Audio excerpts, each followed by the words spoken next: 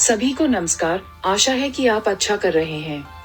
आज हम हाल ही में रिलीज हुई वेब सीरीज हीरामंडी के बारे में चर्चा करने जा रहे हैं। संजय लीला भंसाली एक ऐसे उस्ताद हैं जो आपको अपने द्वारा बनाई गई दुनिया में ले जाने की कला में माहिर हैं। लगभग मानो आपको खुद वहां टेलीपोर्ट कर रहे हों।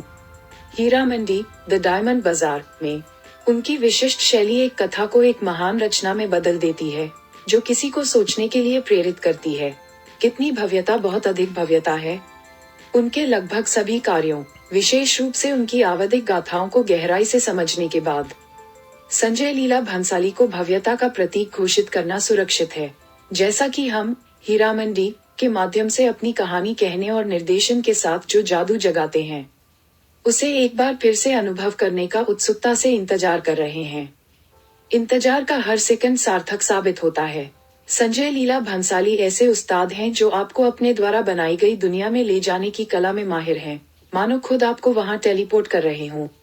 हीरामंडी द डायमंड बाजार में उनकी विशिष्ट शैली एक कथा को भव्यता में बदल देती है, जो किसी को भी सोचने के लिए प्रेरित करती है। कितनी भव्यता, बहुत अधिक भव्यता है।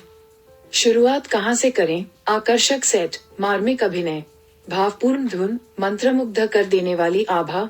हीरामंडी के बारे में सब कुछ शानदार भव्यता दर्शाता है। ये स्क्रीन के काले हो जाने के बाद भी लंबे समय तक बना रहता है। जबकि हम भंसाली के काम से परिचित हैं, यह वेब शो प्रारूप उनके लिए बिल्कुल उपयुक्त लगता है। यहाँ वह चरित्र की गहराई की परतों पर परतों में उतरने के लिए स्वतंत्र है। एक ऐसी गहराई का निर्माण करता है जो सहजता से आपको उसकी दुनिया में खींच लेती है और आपको पूरी तरह से मंत्रमुग्ध कर देती है। ये श्रृंखला ब्रिटिश राज के खिलाफ भारतीय स्वतंत्रता आंदोलन के दौरान लाहौर के हीरामंडी के रेड लाइट जिले में तवायफों के जीवन पर प्रकाश डालती है। तवायफों के बीच आंतरिक झगड़े, उनके पारिवारिक नाटक, सत्ता संघर्ष और शाही महल पर नियंत्रण को लेकर गंदी राजनीति सामने आती है। एक बार फिर उनकी कहानी कहने और जटिल रूप से गढ़े गए पात्रों के साथ साथ उनमें से प्रत्येक के चारों ओर बुने गए उपकथाओं के लिए भंसाली को बहुत बहुत बधाई।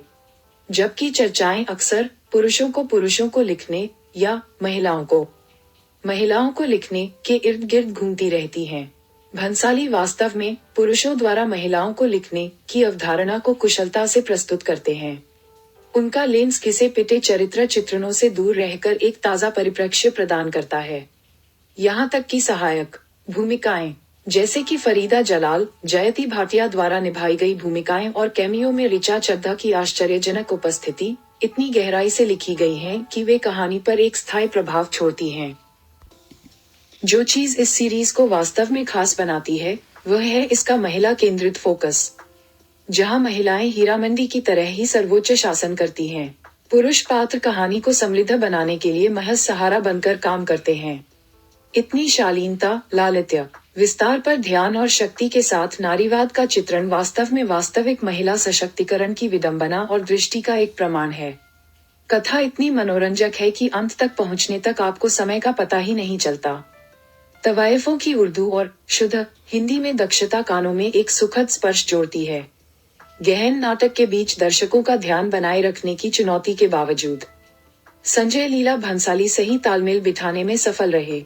सेट, कोरियोग्राफी, सेटिंग और वेशभूषा बेहद शानदार हैं, जैसी कि भंसाली की प्रस्तुतियों से उम्मीद थी। हालांकि ये कास्टिंग और प्रदर्शन ही हैं जो वास्तव में चमकते हैं। मल्लिका जान के रूप में मनीषा कोइराला इस भूमिका में खुद से आगे निकल जाती हैं, जो इस बात का उदाहरण है कि सच्चा अभिनय क्या होता है।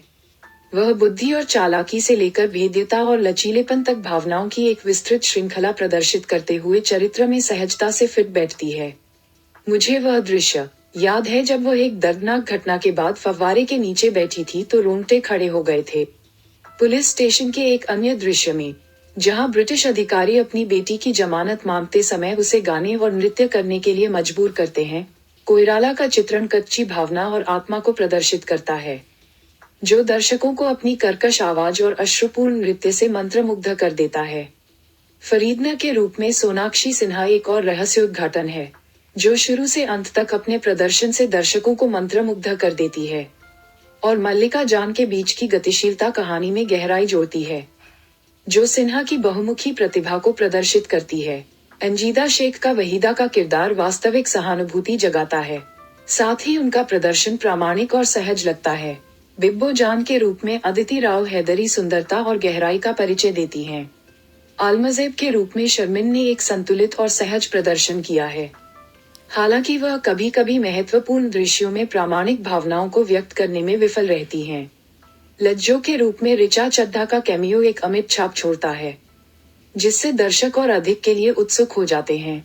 फरदीन खान, शेखर सुमन और अध्ययन के पास दिखाने के लिए बहुत कुछ नहीं है, लेकिन ताहा शाह ताजदार के रूप में अपनी गहरी भूमिका में चमकते हैं। औरंगजेब के साथ उनकी केमिस्ट्री उनके चरित्र चित्रण में परतें जोड़ती है। हालांकि उनकी प्रेम कहानी कमजोर लगती है, जो श्रृंखला का एकमात्र निचला बिंदु है।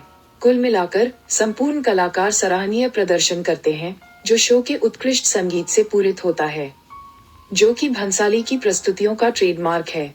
वास्तव में एसएलबी की प्रतिभा की सराहना करने के लिए किसी को इस शो का प्रत्यक्ष अनुभव करना चाहिए। यह एक जादू है जो मात्र शब्दों से परे है। हीरामंडी एक ऐसा दृश्य है जो हर फ्रेम के साथ मंत्रमुग्ध कर देता है, जो दर्शकों को अभिनय में चालाकी और दृढ़ विश्वास के सार से परिचित कराता है। संजय लीला भंसाली की विशिष्ट शैली एक कथा को एक महान रचना में बदल देती है, जो किसी को सोचने के लिए प्रेरित करती है। कितनी भव्यता, बहुत ज्यादा है भव्यता। मैं 5 में से 4 स्टार दूंगा। इस वीडियो को देखने के लिए धन्यवाद। अगले वीडियो तक मिलते हैं।